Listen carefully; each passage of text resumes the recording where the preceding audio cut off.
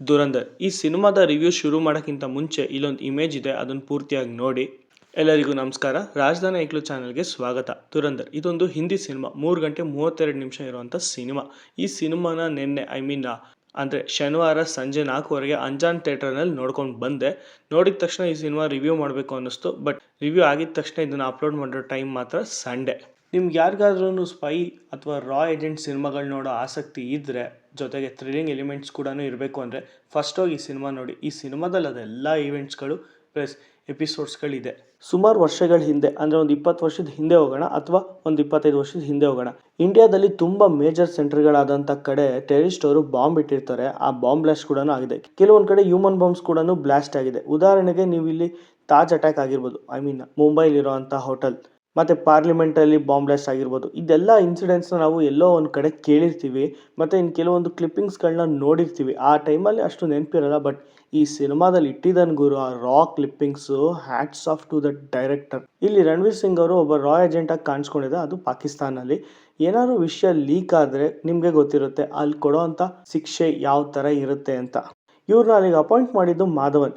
ಈ ಸಿನಿಮಾದ ಕತೆ ಇವ್ರು ಅಲ್ಲಿಗೆ ಬಂದ ಮೇಲೆ ಏನಾಗುತ್ತೆ, ಎಷ್ಟು ವರ್ಷ ಕಷ್ಟಪಡ್ತಾರೆ ಆ ಟೀಮ್ನ ಸೇರ್ಕೊಳ್ಳೋಕ್ಕೆ, ಆ ಟೀಮ್ನ ಹೊಡೆಯೋದಕ್ಕೆ ಇವ್ರು ಯಾವ್ಯಾವ ಥರ ಪ್ಲ್ಯಾನಿಂಗ್ಗಳು ಮಾಡ್ತಾರೆ ಅನ್ನೋದು ಸಿನಿಮಾದ ಪ್ಲಾಟ್. ಸಿನಿಮಾದಲ್ಲಿ ಸುಮಾರು ಮೇಜರ್ ಎಲಿಮೆಂಟ್ಸ್ಗಳಿದೆ, ಅದನ್ನು ಥಿಯೇಟ್ರ್ ನೋಡಿದ್ರೆ ನಿಮ್ಗೆ ಅರ್ಥ ಆಗುತ್ತೆ. ಪ್ಲಸ್ ಏನಂತಾರೆ, ಈ ಸಿನಿಮಾ 3 ಗಂಟೆ 32 ನಿಮಿಷ ಇದೆ, ಲ್ಯಾಗ್ ಇದೆ, ತುಂಬ ದೊಡ್ಡ ಸಿನಿಮಾ, ಅರ್ಥ ಆಗುತ್ತಾ, ತುಂಬ ಏನಾದರೂ ಬೇಜಾರಾಗುತ್ತಾ? ಇದೇನೂ ಆಗಲ್ಲ. ಸೀನ್ ಬೈ ಸೀನ್ ಕೂಡ ತುಂಬ ಚೆನ್ನಾಗಿ ಕಟ್ಟಿದ್ದಾರೆ ಡೈರೆಕ್ಟರ್. ನೀನು ಇಷ್ಟಪಡೋವಂಥ ದೇಶನ ನಿನ್ನ ಕಣ್ಮುಂದೆನೇ ಒಬ್ಬರು ಅದನ್ನು ನಾಶ ಮಾಡ್ತಾ ಇರ್ತಾರೆ. ಬಟ್ ನೀನು ಏನು ಮಾತಾಡಬಾರ್ದು. ಯಾವ ಥರ ಇರುತ್ತೆ ಸಿಚುವೇಶನ್ ಜಸ್ಟ್ ಇಮ್ಯಾಜಿನ್ ಮಾಡ್ಕೊಳ್ಳಿ. ಅವ್ರು ಕೊಡೋ ಶಿಕ್ಷೆಗಳು, ಅಲ್ಲಿದ್ದು ಪದ್ಧತಿಗಳು ಎಲ್ಲ ವಿಚಿತ್ರವಾಗಿದೆ. ಬಟ್ ನೋಡ್ಬೇಕಾದ್ರೆ ಮಾತ್ರ ತುಂಬ ಬೇಜಾರಾಗುತ್ತೆ. ಇನ್ನೊಂದು ಕಡೆ ಕೋಪನೂ ಬರುತ್ತೆ. ಈ ಚದುರಂಗದ ಆಟ ಇದೆಯಲ್ಲ, ರಾಜ, ರಾಣಿ, ಮಂತ್ರಿ, ಒಂಟೆ, ಸೈನಿಕ, ಈ ಥರ ಈ ಸಿನಿಮಾದಲ್ಲೂ ತುಂಬ ಸಕ್ಕತ್ತಾಗಿರೋ ಕ್ಯಾರೆಕ್ಟರ್ಗಳು ಪ್ಲೇ ಮಾಡಿದ್ದಾರೆ. ಅದರಲ್ಲಿ ತುಂಬ ಜನ ಸೋಷಿಯಲ್ ಮೀಡಿಯಾದಲ್ಲಿ ಹೇಳ್ತಾ ಇರೋದು ಒಂದೇ ಹೆಸರು, ದಟ್ ಈಸ್ ಅಕ್ಷಯ್ ಖನ್ನಾ. ಈ ಅಕ್ಷಯ್ ಖನ್ನಾ ಹಿಂದಿನ ಸಿನಿಮಾ ಯಾವುದಪ್ಪ ಅಂದರೆ ಚಾವ. ಸಿನಿಮಾಗೆ ಈ ವ್ಯಕ್ತಿ ಆ ಕಣ್ಗಳು ಇದೆಯಲ್ಲ ಗುರುವೆ, ನೆಕ್ಸ್ಟ್ ಲೆವೆಲ್ ಅಂದ್ಕೊಳ್ಳಿ. ಆ ಕಣ್ಗಳಲ್ಲಿ ಆ್ಯಕ್ಟ್ ಮಾಡೋದು. ಅವ್ರ ಜೊತೆಗೆ ನಾನೇನು ಕಮ್ಮಿ ಇಲ್ಲ ಬಾಸ್ ಅಂತ ರಣವೀರ್ ಸಿಂಗ್ ಅವರು, ಸಂಜಯ್ ದತ್ ಅವರು, ಮಾಧವನ್ ಅವರು, ಅರ್ಜುನ್ ರಾಮ್ಪಾಲ್ ಅವರು, ಮತ್ತು ಹೀರೋಯಿನ್ ಸಾರಾ ಅರ್ಜುನ್, ಇಷ್ಟು ಜನ ಈ ಸಿನಿಮಾಗೆ ನಟರಾಗಲ್ಲ, ಆ ಪಾತ್ರಗಳಲ್ಲೇ ಜೀವಿಸಿದ್ದಾರೆ. ಈ ಕ್ಯಾರೆಕ್ಟರ್ ಇನ್ನೊಬ್ರು ಮಾಡ್ಬೋದಾಗಿತ್ತು, ಈ ಪಾತ್ರನ ಇವರು ಅಷ್ಟು ಚೆನ್ನಾಗಿ ಮಾಡಿಲ್ಲ ಅಂತ ಎಲ್ಲೂ ಅನ್ಸಲ್ಲ. ಅಷ್ಟು ಸಕ್ಕತ್ತಾಗಿದೆ. ರೈಟಿಂಗ್ ಕೂಡ ಆಗಿರ್ಬೋದು. ಆ ರಿಸರ್ಚ್ ಟೀಮ್ ಇದೆಯಲ್ಲ ಗುರು, ಹ್ಯಾಟ್ಸ್ ಆಫ್. ನಿನ್ನ ಜೊತೆನೇ ಇಟ್ಕೊಂಡು ನೀನನ್ನು ಸಾಯಿಸೋದಿದೆಯಲ್ಲ, ಅದು ಮಾತ್ರ ಚಿಂದಿ. ಪ್ಲಸ್ ಆ ಒಂದು ಅವಕಾಶಕ್ಕೋಸ್ಕರ ಈ ಸಿನಿಮಾದಲ್ಲಿ ಎಷ್ಟು ವರ್ಷಗಳ ಕಾಲ ಕಾದಿರ್ತಾರೆ ಅನ್ನೋದು ನೋಡಿದವ್ರಿಗೆ ಮಾತ್ರ ಗೊತ್ತಾಗುತ್ತೆ. ಕೆಲವೊಂದು ಸಲ ಇಯರ್ಗಳು ಶಿಫ್ಟ್ ಆಗುತ್ತೆ.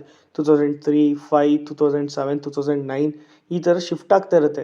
ಪ್ರತಿಯೊಂದನ್ನು ಎಲ್ಲೂ ಕನ್ಫ್ಯೂಷನ್ಸ್ ಇಲ್ಲದೆ ಅಷ್ಟು ಕ್ಲಿಯರ್ ಕಟ್ಟಾಗಿ ಡೈರೆಕ್ಟರ್ ಹೇಳಿದ್ದಾರೆ.